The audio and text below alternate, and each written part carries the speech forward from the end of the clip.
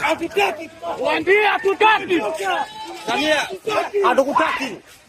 Hatukutaki Samia.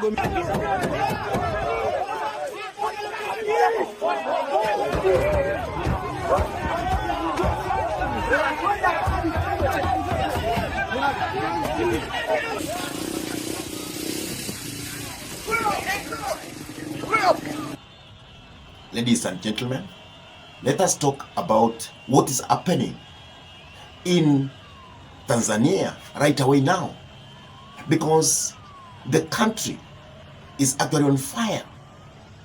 There is a lot of distractions which is happening just because of simple elections, which actually was marked by a lot of dictatorial, which many of the candidates from the side of opposition never took part about. And Samia Suluhu actually never thought that it was going to come to this far, that the dissenting voice or voices were going to march out in large numbers and to tell him that we are tired because of your dictatorial nature. Because how can you get a country as big as Tanzania that at the position of presidency we only have one candidate? We have Samia versus Suluhu. It is quite embarrassing. And we had very many opposition leaders who actually wanted to stop at presidency. And people must always be given a chance to elect somebody they love in their country, somebody they will want actually to govern their nation, to govern their state. And Samia Suluhu, because he never knew that this is what was going to happen, he thought that he is actually in control in the entire nation. But see what's happening now. The country is just locked completely. Schools have been closed completely. People have been told to go home and they actually to work from home. And to have matters worse, how can you work from home when we don't have internet in Tanzania? Because the country is shut up completely from the internet. The internet has been cut down by the government. Samia Suluhu doesn't want people to communicate. He doesn't understand that for the country to move forward, people need to communicate. He doesn't understand even things were to be easy if people were to be communicating and people were to see what's happening.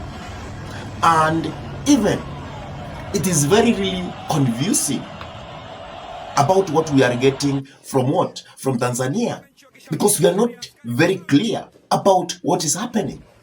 Even big media are unable completely to clarify the real situation in Tanzania, because no international journalist or any international media is actually expected to do the coverage from Tanzania. Because once you go there, you will be caught.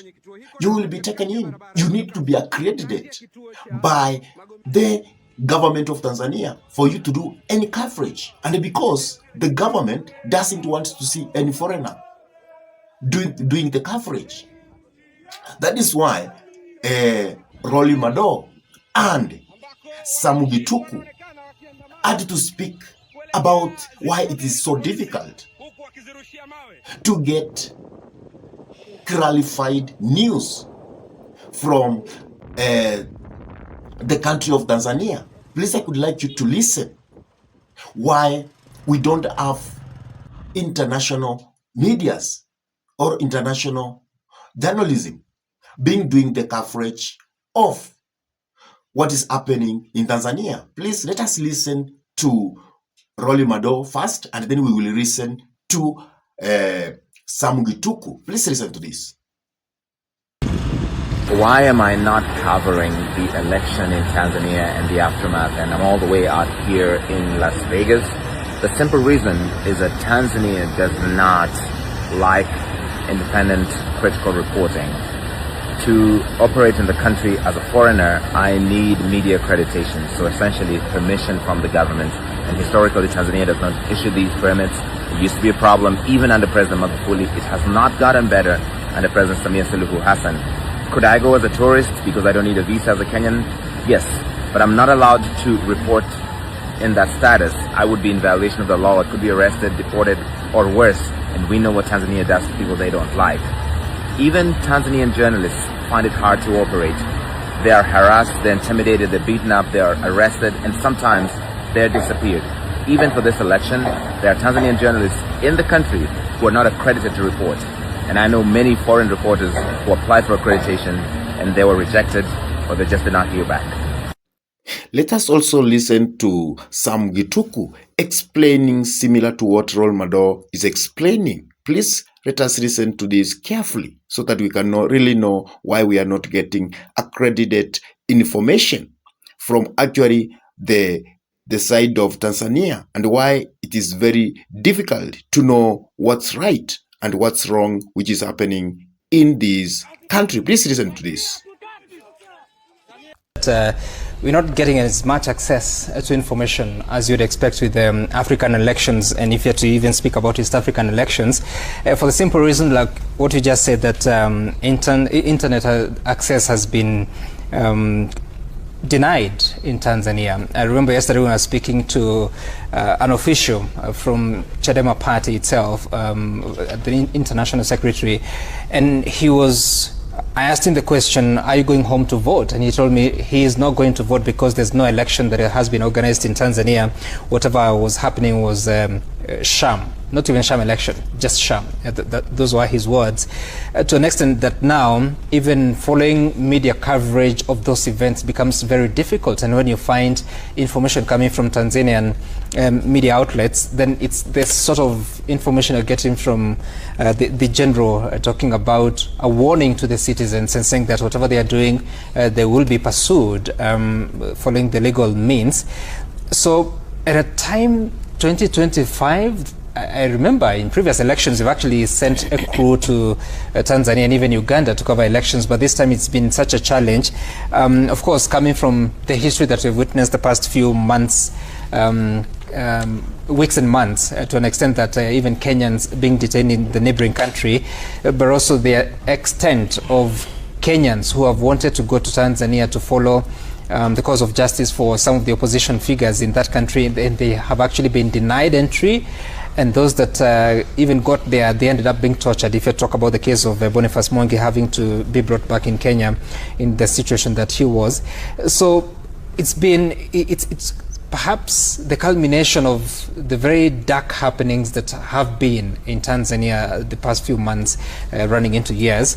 And one wonders what exactly is the issue, because this is a country that has been led by one ruling party, the Chama cha Mapinduzi, which has existed since 1977. Of course, itself the product of some merger between the party that was ruling in Zanzibar and the party that was ruling in mainland Tanzania. So you'd imagine, you'd have expected that because of that unity, that history of it's Chama cha Mapinduzi, Mapinduzi would be reforms, if you had to translate that, to an extent that now 48 years later we are not seeing reforms.